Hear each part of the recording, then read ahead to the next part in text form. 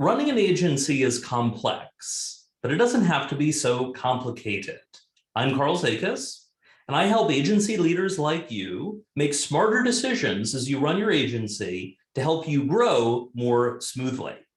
From my background in agency operations, I've directly advised hundreds of agencies on every inhabited continent.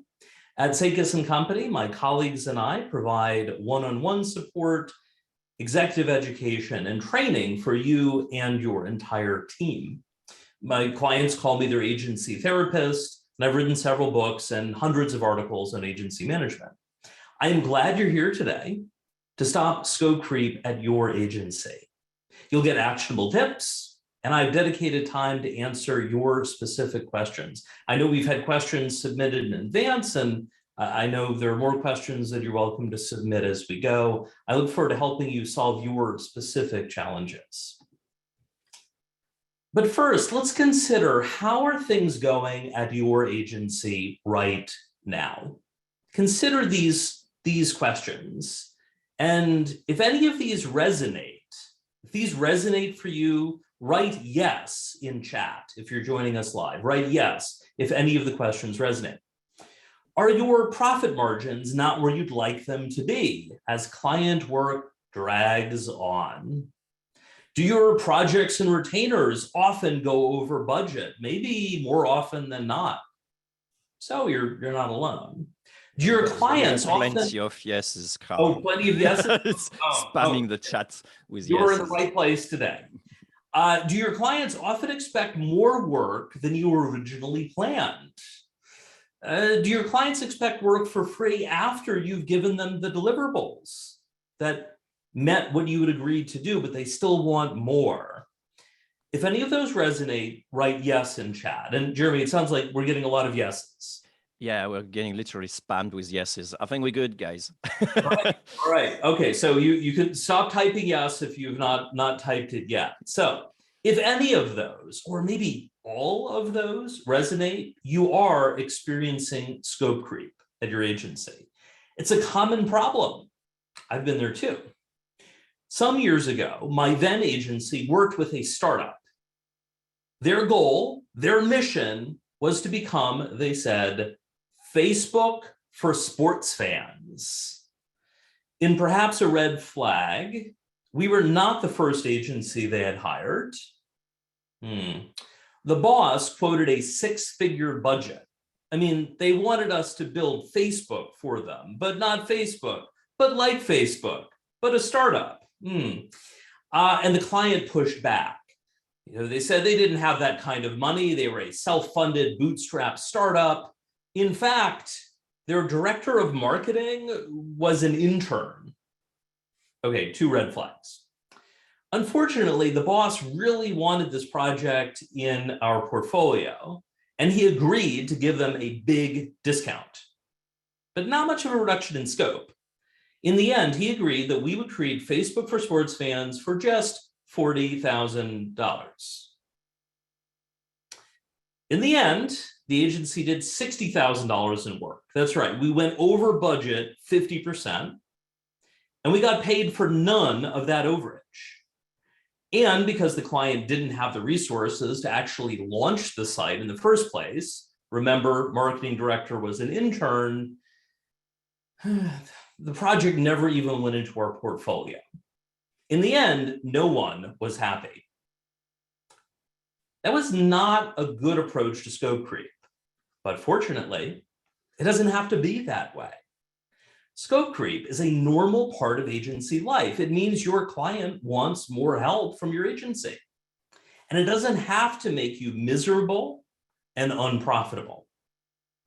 There is a better alternative, and that is our focus today. When it comes to scope creep, I will share 5 tips to help you make things better. I'll share each of the tips. I'll have a summary at the end. I'll share a free resource to help you extend this even further. And then, of course, we'll answer your questions. Tip number 1. First, consider, and I saw a question about this in chat as we were getting ready to start, Consider that scope creep doesn't solely happen at the end of the project or the end of the retainer. It happens the whole time. Clients request one thing and then another and then another.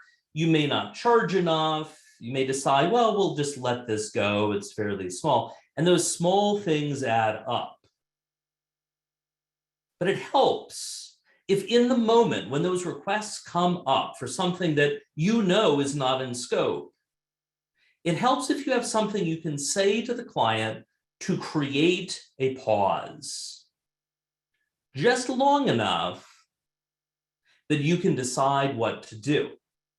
And you don't have to guess about what to say, about what to create that much needed pause. In fact, for my work, there are 7 magic words to create that space. I call them the 7 magic words to stop scope creep. What are the 7 magic words? Would you like an estimate for that? Yes. When a client asks for something that you know is out of scope and they seem to want you to do it, don't immediately say yes. Don't immediately say no. Ask, would you like an estimate for that? It's a powerful phrase. And in my experience, here's what typically happens. There are 3 categories. Maybe half the time, the client says, oh, it's extra, it's not included. Never mind, it's not that important. Congrats, they just backed off on that scope creep once they realized they would have to pay for it and it's not worth it for them. Maybe 40% of the time, the client says, yes, I would like an estimate.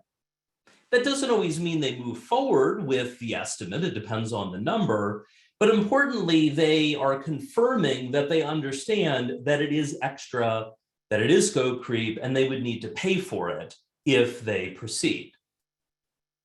And then the third thing, maybe 10% of the time, ideally 0, maybe 5, 10. If it's happening more often, you may have some challenges at your agency. Maybe 10% of the time, the client is not happy to hear, would you like an estimate for that? You know, they might say something like, well, estimate, this isn't included. I thought this was included. I thought we got all of this. Now, that's not a fun conversation to have. I know one of the questions we got beforehand was about, what do you do if the client is unhappy about having to pay for things? The specifics will depend on where the client is coming from. But here's the thing, it's not a fun conversation to have, but it is better to have that conversation before you do the work, rather than doing the work only to find you're never going to get paid for it. Have that conversation and you can sort things out. I'm curious, if you're joining us live, if you could share on chat, how often does a situation like this come up? You might write every month, you might write every week. If it's happening every day, write every day. If it's happening every minute, that is very often. I hope it is not happening every minute. But, you know, every month, every week, every day, share in chat. I'm curious, Jeremy and Christian, what are we seeing so far? So we got, whoa, too many. Every week, 2-3 times a month, every client. That's a nice metric here. Every month, every client, another one, every month. Yeah, so basically very often. Oh, wait, one, Boris say rarely. It's good, Really? good on you. Yeah. About once a month for Anne. Elizabeth every month. Yeah, Maria, depends on the clients. Wow. Well, whatever the frequency is for your agency, using would you like an estimate for that can make things a lot better, because it can give you that pause. You can regroup with your team and decide what to do. Now, what if one of your team members is the day-to-day client contact, or several of them are your day-to-day contact, and you don't have quite as much confidence in their skill level? Maybe they're earlier in their career. What do you do? Well, I have a free resource, which I'll share later, to help walk through exactly what to say in dozens of typical scenarios. Okay, so would you like an estimate for that? That's good in a reactive way. But what if you could be more proactive about dealing with scope creep? You can. What if you could predict scope creep before a project or a retainer even starts? I mean, it seems like magic, right? Being able to predict the future. You can. When you apply the iron triangle of project management. If you've ever heard the phrase good, fast, cheap, pick two, you've heard about the iron triangle. Here's what it is, why it's important, and how to use the iron triangle in your agency's work to deal with scope creep. And this is tip number 2. Every client engagement has 3 core parameters: scope, timeline, and budget, aka good, fast, and cheap.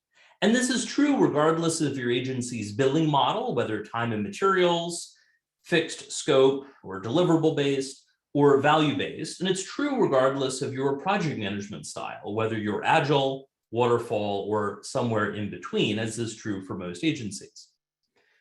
And here's the thing: good, fast, cheap. According to, we could think of it as business physics, the laws of business physics, you cannot optimize all 3 at once. That's why it's good, fast, cheap, pick 2, not pick all 3. How does this relationship between the 3 sides of the iron triangle impact scope creep? Well, I recommend that you introduce the iron triangle concept to your clients early in the process of working with them. Ideally during the sales process as you're scoping things out, but certainly at least before kickoff. And you could ask them, of the 3, once you introduce the concept of scope, timeline, and budget, of the 3, which of them is most important for this engagement? This is important to ask for new clients because you don't know where they're coming from. It's also important for returning clients because sometimes their priorities have shifted. So you're asking which of them is most important.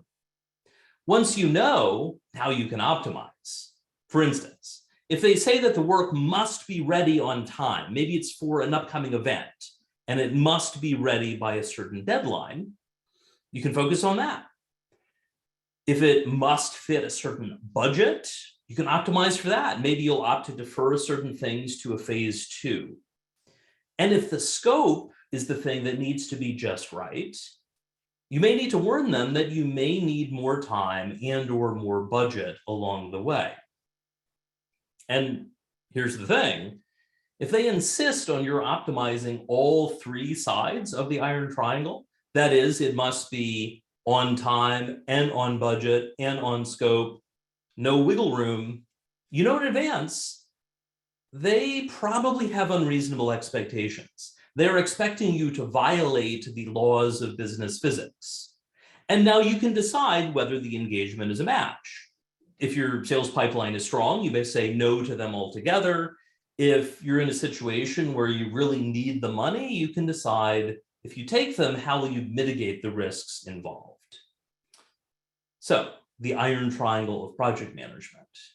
Now, as an agency consultant, people often ask me, is it ever okay to work for free?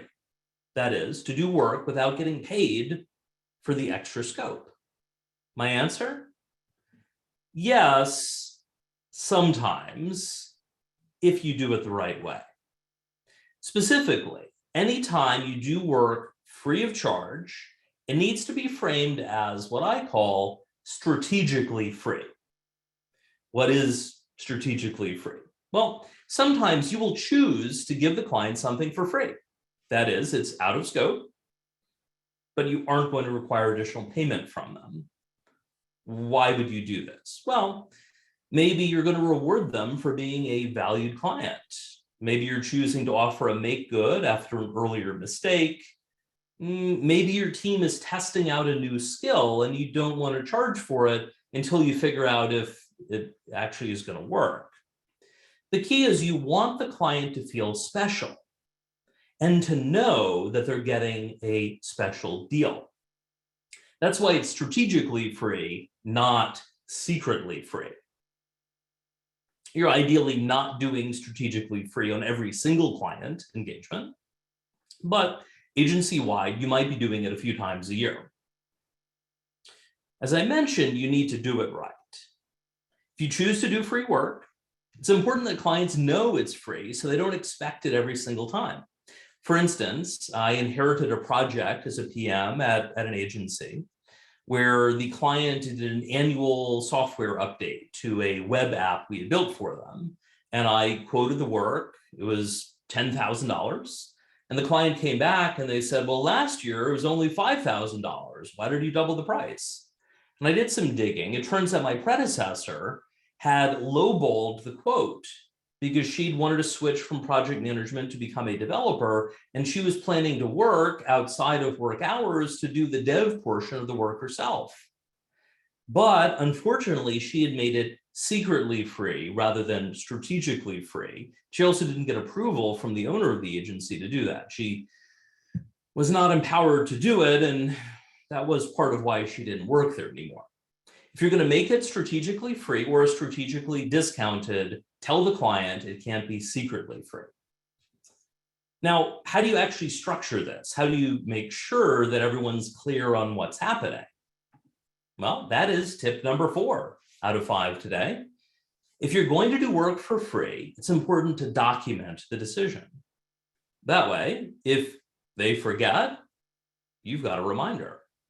Or if you've ever had a case where the client contact changed and the new person had no idea what happened and now they were questioning things, their successor knows what happened.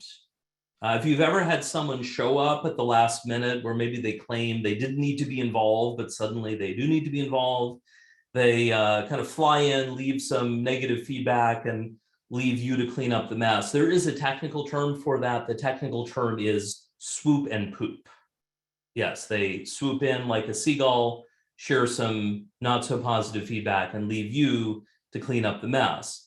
Fortunately, you can avoid that with new client contacts by having something signed. What should they sign? Well, that's tip number 4, what I call a $0 change order. What is that? It's a change order where you and the client agree to a change in scope. And you agree that the price is intentionally $0 or €0 or £0 or what have you. And importantly, both sides sign. The agency signs, the client signs. And you can do this, a $0 change order, when a client swaps scope. Maybe you would plan to do option A and they decided to switch to option B, but you've decided, maybe you hadn't gotten to that point yet, it's going to cost the same to switch between the two, but you do want to document the change. You can use a $0 change order for that as well. And it is important the client signs, so if there are any questions later, you have the documentation. Speaking of if there are any questions later, that leads us to tip number 5 before we get to Q&A. Now, a lot of scope creep happens when a client is unhappy, or they demand something for free, or they want a discount you aren't willing to give. For instance, a few years ago in my consulting work, an agency owner in the state of Louisiana, she lived near New Orleans, asked if I could give her a Louisiana discount. And I said, what is that? And she was like, well, it's just really hard to live here in Louisiana and do business in Louisiana. It's just really tough. I hope you could give me a discount. I let her know that unfortunately I did not have a Louisiana discount. She was welcome to do a smaller scope option. She decided not to, but you know what? That worked out okay.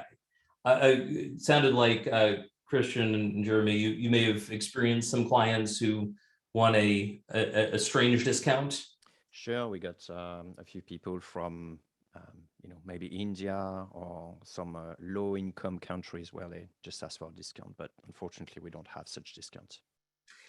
It's tough, and something that I do to help more people, like here today's the free webinar about scope creep that people are able to join at no charge. I do a monthly office hours Q&A where I answer questions free of charge. If you have some sort of a way to answer questions, like you're not going to do a whole project free of charge or give a full annual subscription, but there may be some ways to help people who say they don't have any money, but ultimately you have to draw a line. Now, in the moment, say you've got a client or a prospective client, and they want something from you that you are not willing to give them. In the moment, you or your team members, especially if they're more junior than you are, can feel trapped. You feel like, wow, if I don't say yes to this, I might lose them as a client, and we don't want to lose them as a client. And it can feel like you have to give the client whatever they request to save the relationship. Fortunately, there is a way to say no without saying no. That solution, it is the fifth and final tip today. It's a simple yet powerful negotiation framework that I call Reason, Options, Choose, or ROC. Here's an example of how Reason, Options, Choose works. And then I'll have a recap of all 5 tips from today. And I'm curious, Jeremy, as I share this example, I'm curious which of the options, I'll have the options in a moment, you would choose. So if you want to, I'm happy to play. Yeah, but careful, I'm a tough cookie. Well, we'll see what happens. So here's how Reason, Options, Choose works. This is for everyone. You start by citing a reason why you can't do what they want. Then you give them 2 or 3 alternative options that you have selected. And finally, you give them the power to choose which one of your pre-selected options they want. Here's an example of how it works from my experience as a director of client services at an agency. Let's say you have a client that is demanding a lower price. I know that never happens in agency, but bear with me. Just pretend that it's happening. So I had quoted a microsite to a client. They were starting a new project, partnering with another company, and they needed a website. It was a fairly small scope engagement, but we had to get things running. The client did not like the price. Frankly, she wasn't a very nice person in general. I usually spoke with one of her subordinates, and I was on the phone with her subordinate one day, and I made a joke about something. I don't remember what the joke was, but my client laughed, and she said, "Thanks, I needed that. We don't laugh much here." So yeah, I was talking to her boss. So her boss did not like the price that I quoted for this project. And the boss said she wanted to pay 2/3 of that. She wanted a 30-some% discount off what I had quoted her. So I could have said no, but she wouldn't have liked hearing that. I said, let me regroup with the team and I'll follow up. I regrouped with our delivery team and came back to her with options. And so, Jeremy, these are, think about the options here, which one you would choose. Okay. I said to her, I'm game. We can't do the full scope for the lower price. I gave her a reason, options, choose. And then I said, we have a couple options. Oh, time for options. We can do the full scope for the full price, option number 1. Or I said, if you need to do the smaller budget, here is a smaller scope that we could do for that lower price. And I outlined that to her. That was option number 2. There was technically an unstated option 3, which is if she didn't want to pay what she needed to pay, she would pay nothing and we would do nothing. So if those were the 3 options, I then let her choose. Now, Jeremy, which one of those would you choose? Full price, full scope, reduced price, or never mind? Well, I'm a shrewd negotiator, so I probably ask you reduce scope. Got it. So you would feel like, okay, you want the lower price, you're willing to reduce the scope a bit, that you go with option 2. Yeah, I would do that. Or I'll depends on our relationship. I could also, mention threats, basically saying like, well, your most competitor just gave me another quote. I just wanted to give you a chance to do it. Do you actually want it or not? Depending on how desperate you are, which is not a really nice tactic. I don't like it. No.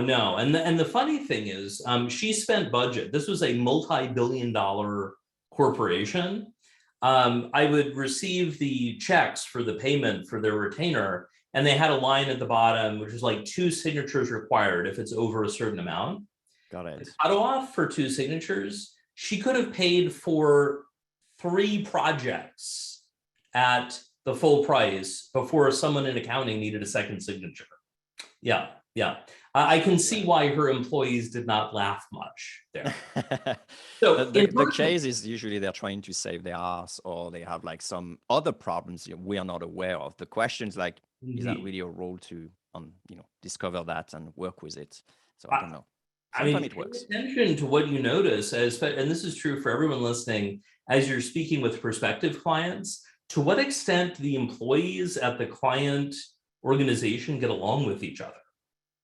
Like, are they making jokes? Do they seem to like each other, or are things pretty tense? If things are tense when they're on their best behavior, it is only going to get worse. So in this particular example, reason options choose: full scope, full price, smaller scope, smaller price, or nothing for nothing. She went with option 1, the full scope, full price. But here's the thing: any of those options would have been okay with us, with the agency, because we were getting paid for the work that we were doing. Or in option 3, we could focus on a client who actually appreciated and wanted to pay for what we were doing.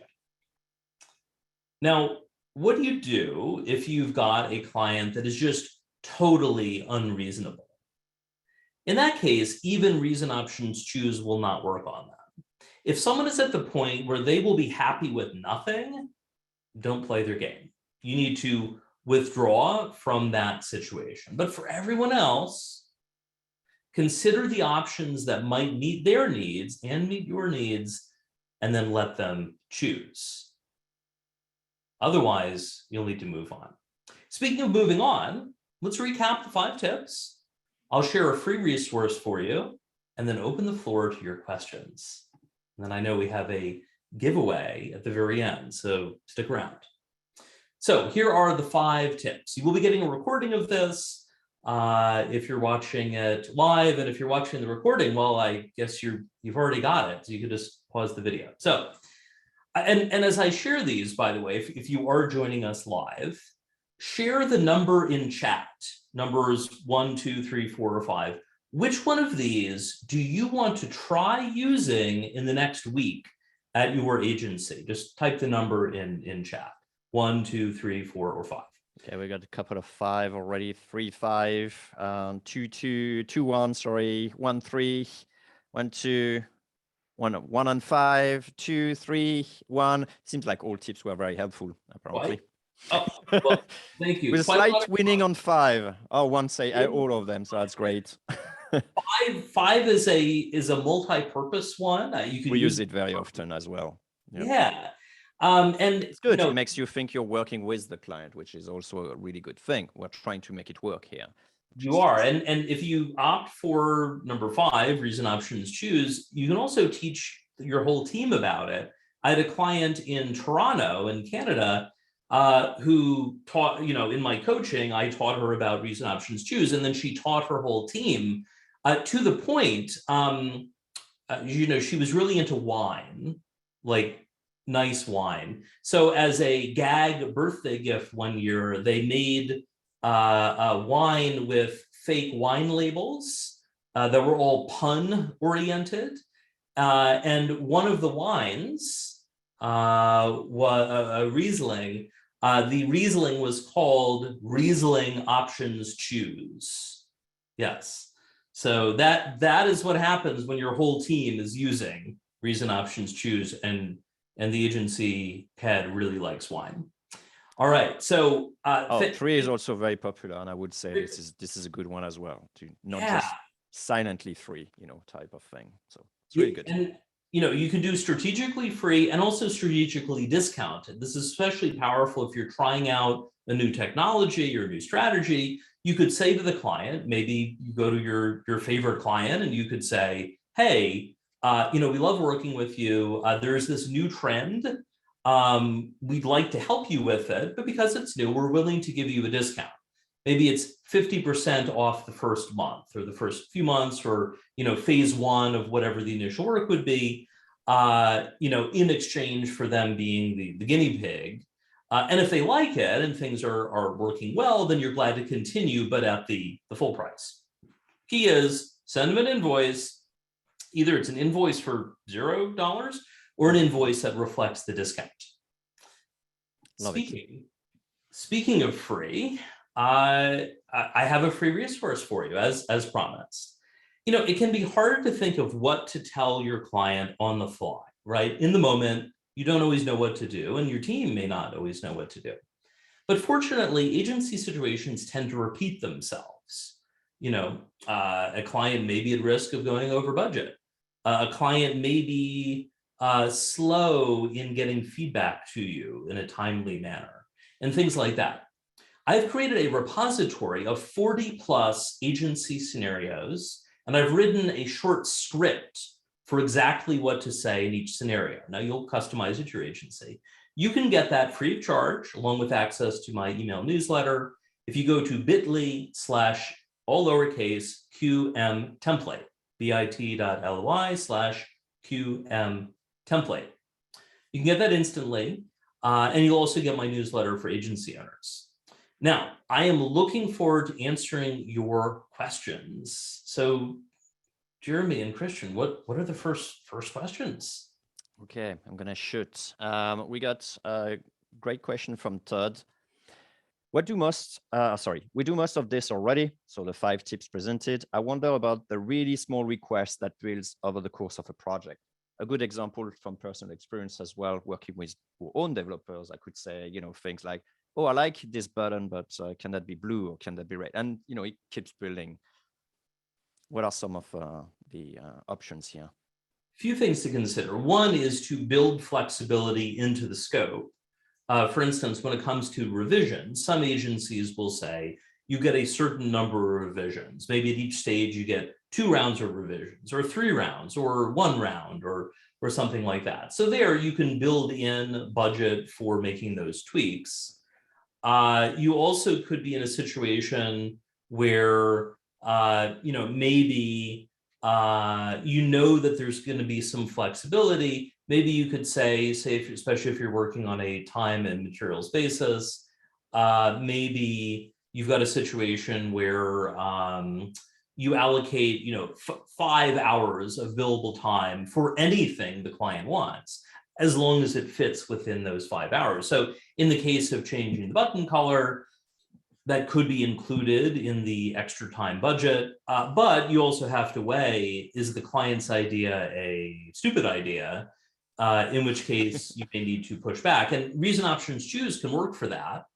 I had a client example where an audience member, I was sharing the reason options choose example in person, audience member came on stage to play a difficult client, right? And I was going through the scenario on stage, and she mentioned something about, she was running a law firm and she wanted the website to stand out, and there'd be bubbles that float around the homepage. You could click on the bubbles and make them pop. And afterwards, I was like, how did you come up with that? That was pretty wild. She said, I didn't make that up. That happened last week. So just because there's budget, sometimes you want to push back. What is the next question? Yeah, I'll just ask and probably say another thing to build on top of that, maybe for a different tool is you could also say, or what do you think, Karl, of adding as part of your quote a few hours for X number of revision or whatever, like you basically build it into the margin in a more formal way. That makes sense. And this is especially true if you've got a client that you've worked with before, where maybe they tend to be demanding. Maybe their price needs an extra 10% or an extra 20% to reflect that. Got it. And you can weigh whether you want to convey that directly, right? It's sort of the needy client surcharge. But if you know it's going to happen, don't pretend it's not going to happen. Charge them more. Got it. All right, moving on. Before I go on, keep on reading the questions, I want to give everyone the opportunity to put a question. Now you watch this webinar. If you have a question for Karl specifically, just add it into the chat. Christian will collect them, and I will hopefully pick them. Next question from Jose. Is it OK to ask for an available budget? So the agency may make specific and focused options. So basically getting the budget upfront.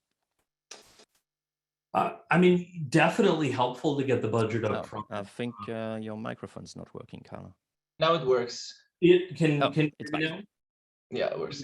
Yeah, there we go. Success. Thank you. So I accidentally muted myself, but see, we can unmute you, but let's give you some options for that. So yeah, the more you know about the client's budget up front, the easier it is to create a scope that works for them, whether they're working on an agile basis where it's more about sprints or a fixed scope basis. For instance, I worked with a client in Colorado in the US, and they do app development, primarily web apps. And they were like, they've got a wide range of prices. So here's what I suggested.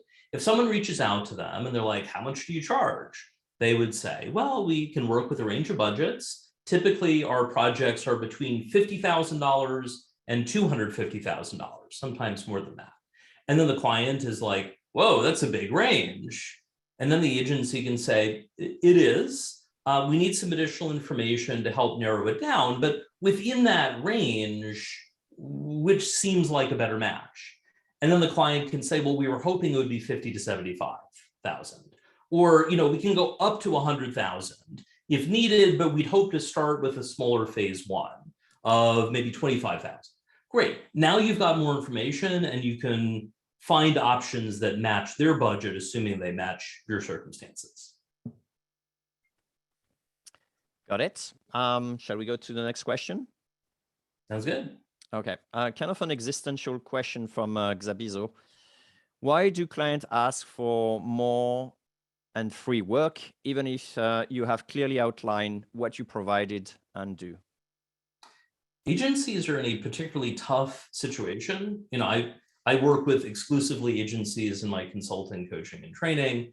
But even going way back in high school in the Washington, D.C. area, I was doing freelance web design, computer training, and troubleshooting. This is in the mid-90s, in the days of dial-up. And my first paying client for websites was a small marketing agency. And they had these same challenges, a long time ago. And part of the challenge is that clients don't fully value marketing and creative work the way they do, say, if they went to their lawyer, right? They likely wouldn't go to their lawyer and say, well, I want more free advice than you originally shared. They realize they have to pay for it. And that's true in other professional services, in accounting and architecture and so on. But for some reason, clients don't always fully value the work. Part of it is norms, right? If they've worked with other agencies that just give things away, they might expect it again. They'll know there's a reason they're not working with that agency anymore. It's also true if you think about out in the real world, say the topic of free samples, right? In terms of norms, if you're going to a store that has free samples, that the social norm is you take one, maybe two. If you're really shameless, you might go back for a third round. But that it's not okay just to reach past the free sample tray and take a whole unopened box and leave the store with it, right? Yet there aren't the same clear. I wish I had the guts to do that, honestly. Someone might tackle you on the way out. So part of it is it's our job to educate clients about what is normal. And indeed, say if you've got a situation where you're suggesting paid discovery, doing a small initial project to evaluate the client's situation, make some initial recommendations. The client's like, well, why should I pay you a few $1,000s? Someone else will give me, what I need to know for free. You could point out, well, how in-depth are their free recommendations? When we do the paid discovery, you call it something else, an audit, an evaluation, what have you. We're dedicating team members, the same ones who would be working on your project, your retainer, to do the work, as opposed to an agency doing it for free. Maybe one of their salespeople is doing it. Even if it's one of their regular subject matter experts, how much time are they going to invest? We believe you're worth it. If you're willing to make that investment, we are glad to help you. All right. Next question from Mario. Really like this one. What if you have quoted a fixed fee instead of time and material and you have gone out of scope? How do you approach the client? That is So basically you screwed up. How do you go on the so that is one of the scenarios in the 42 scripts where it's your fault that you've gone over. Take ownership for it. Say, we should have caught this, we didn't, and then have a solution in mind. If it is something where things have really gone off the rails and you should have known, you probably just need to eat that expense. You need to not charge them for it, right? If that was totally your fault. Sometimes if it's a bit fuzzier, or maybe you're starting in a direction that's out of scope, but it wasn't immediately obvious, call it out as soon as possible, right? If you realize you're going in the wrong direction, don't keep going.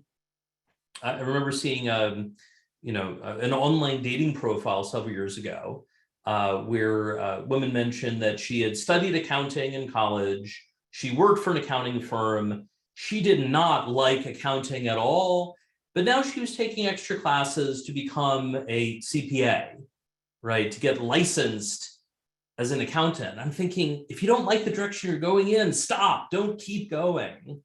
So call it out, ideally in advance, as soon as possible if you can, if you've already started. And if you're all the way down the road and you should have told them and you didn't, then you probably just need to eat it. Yep, makes total sense. Aaron has a question similar to small scope script. When there is an approved scope and the client is nickel and dimes the project, how do you handle the small requests that fit within the scope, but really don't once you add them all up? It depends on how you did the scope initially. I mean, I would say if the individual things didn't fit, but then together they don't, I would say then the individual things didn't fit. And one solution for that would be to call it out as things come up. Like if they're going to nickel and dime you, then you're going to need to regularly point out every time something is out of scope. For instance, say originally they planned to have 3 meetings a month and they want a 4th meeting. You could say, the scope assumption assumed just 3. We can add a 4th, but there'll be some additional budget. Or, for instance, we can take away the number of meetings that we do later in the engagement. Maybe we could do 4 for these months, but in the future it'll drop to 2. Are you okay with that? Or do you want to pay more to include them now? Right, you're calling it out. You can also give them options in the moment. For instance, I had recommended particular topics for a client for an agency consulting engagement, and they mentioned there's some other things they wanted to discuss. Match my expertise, I was glad to share about them. But I did mention, like in the moment, I said, I'm glad to cover that. I know there wasn't an original topic. We could spend 10 minutes on it in this call now, or we can add a dedicated call about it later, but it'll push some other things down lower in the list, which you prefer. And in that case, they said, let's just do the 10-minute version. If we get what we need, we wouldn't need to do another one. Let's just get, kind of a baseline. And in their case, they got what they needed in the brief chat, but importantly, I called it out. And it is up to you. This is for everyone listening. It is up to you and your team to call it out diplomatically, but to say something, right? You can't have secretly free. For instance, I was doing a consulting project where it was fixed scope. And during a call, the client said, hey, like the financial information is helpful. It would be great if you could create like a whole financial dashboard for us and do, some more analysis and this and that. And I said to the 2 agency owners, that would be a great idea. That is not part of the original scope, but I'm glad to evaluate it and get back to you with a couple options. That is, options to pay money. And one agency owner turned to his business partner and he said, why can't we say that to our clients? Mm-hmm. You can, but you have to do it. Lovely story. We're going to finish with one last question from Courtney. when they say yes to the estimate, what are your suggestions for how to deal with the impact of the team needing to switch their focus to estimating the new work, impact to time and budget? And I think it's a great question because there is no free lunch. If you have to provide options, you have to dedicate some time for it. So how do you handle that? How do you deal with this? Indeed. Some of it will depend on how involved it is. If it's fairly narrow, then the project manager on the project, whether they have a PM title, they could have an account manager title, they could have something else. The person who is coordinating things internally on are we getting the scope done can be the one to evaluate that. If it's a circumstance where it's really involved, maybe it's going to add 20 or 30% perhaps to the total budget. In that case, you need to actually frame it as a new phase of the project, right? If it's like $1,000 on a much larger project, the PM can just do it themselves. If it's a case where, it might be adding a couple $100,000 to the engagement, really should plan on doing a new proposal and ideally getting some budget to evaluate it fully, depending on the complexity. So day to day, the person who is serving as the PM, whether full-time or the deputized PM, can evaluate it. If it's much bigger, you would use your new client evaluation process. Love it. All right, so I was about to finish, but Aidan really wanted his question answered. So I'm going to do the short version. What happened when you have things that happen outside of your control? It's not the client's fault. It's not your fault. But it's like, for example, COVID, but it could be a tornado, earthquake, whatever. Like, do you have more like a reboot the project meeting, or how do you actually handle that? Doing a reboot can be a really good idea. If it's sort of a day-to-day speed bump, show some empathy, right? If they're dealing with the setback, let them deal with solving the problem first, rather than trying to get the project or the retainer back on track. Once things are stabilized, then you can regroup. Doing a meeting to reboot things, basically a mid-project or mid-retainer kickoff meeting, can be a good idea. You can decide potentially to charge for that if it's a change on the client's end. Say they have a new management team and they want to change the direction of the project entirely, you may opt to bill them for that. On the other hand, say it was a change or an issue at your agency, you probably want to not bill for that, but call it out, say normally we would bill for this, but we're not going to charge for it here, kind of thing. And that can be really powerful. I inherited a client at one of the agencies as a project manager where my predecessor had said, this client is terrible. They never get back to you.